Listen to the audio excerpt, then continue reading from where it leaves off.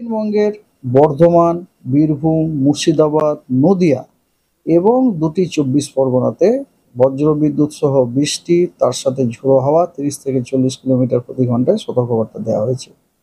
এবং লাস্ট হচ্ছে 5th জুনে নর্থ বেঙ্গলের ৩টি জেলা জলপাইগুড়ি, আলিপুরদুয়ার এবং কোচবিহারে ভারী বর্ষণের সতর্কবার্তা দেওয়া হয়েছে। অন্য কোনো জেলায় পশ্চিমবঙ্গের কোথাও কোনো সতর্কবার্তা নেই।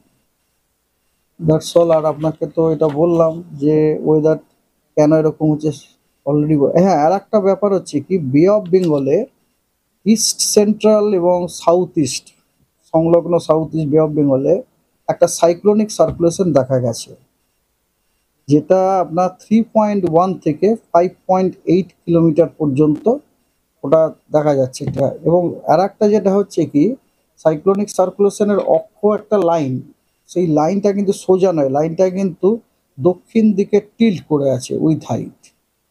ঠিক আছে, এটা একটা উল্লেখযোগ্য ডেভেলপমেন্ট। এবং এই সাইক্লোনিক সার্কুলেশন, যেটি কিনা বর্তমানে 3.1 থেকে 5.8 কিলোমিটার পর্যন্ত বিস্তৃত, ওটা যদি কোনোভাবে ডিসেন্ড ডাউন করে সারফেস মিন সি লেভেলে as a low pressure area, তাহলে কিন্তু এটা অবশ্যই আমাদের মনসুনকে আরও আগে নিয়ে যেতে সাহায্য করবে বলে আমার মনে হয়। এই মুহূর্তে মনসুনের কি আপডেটটা? মনসুনে আজকে কোনো আপডেট নেই।